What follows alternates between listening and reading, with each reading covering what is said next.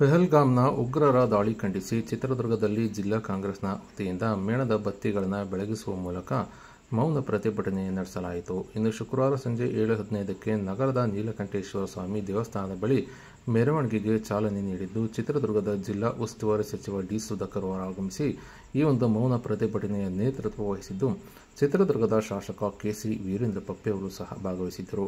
ಇನ್ನು ನೀಲಕಂಠೇಶ್ವರ ಸ್ವಾಮಿ ದೇವಸ್ಥಾನದಿಂದ ಆರಂಭವಾದ ಮೌನ ಪ್ರತಿಭಟನಾ ಮೆರವಣಿಗೆಯು ಗಾಂಧಿ ವೃತ್ತದವರೆಗೆ ಆಗಮಿಸಿ ದಾಳಿಯಲ್ಲಿ ಮೃತಪಟ್ಟವರಿಗೆ ಶ್ರದ್ಧಾಂಜಲಿ ಸಲ್ಲಿಸಿದ್ದು, ಕೈನಲ್ಲಿ ಉಗ್ರರ ವಿರುದ್ಧದ ಭಿತ್ತಿ ಪತ್ರಗಳನ್ನು ಹಿಡಿದು ಮೇಣದ ಬತ್ತಿಗಳನ್ನು ಪ್ರದರ್ಶಿಸಿ ಸರ್ಕಾರ ಈ ಕೂಡಲೇ ಉಗ್ರರನ್ನು ಬಂಧಿಸಿ ಶಿಕ್ಷೆಗೆ ಗುರಿಪಡಿಸುವಂತೆ ಆಗ್ರಹಿಸಿದ್ದಾರೆ.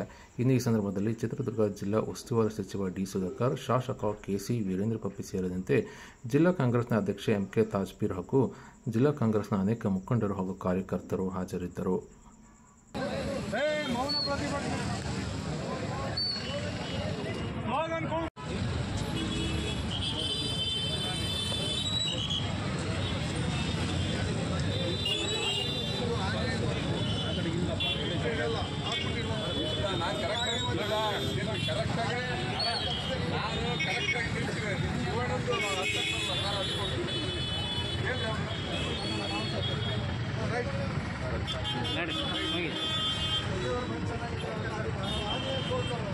ರವಿ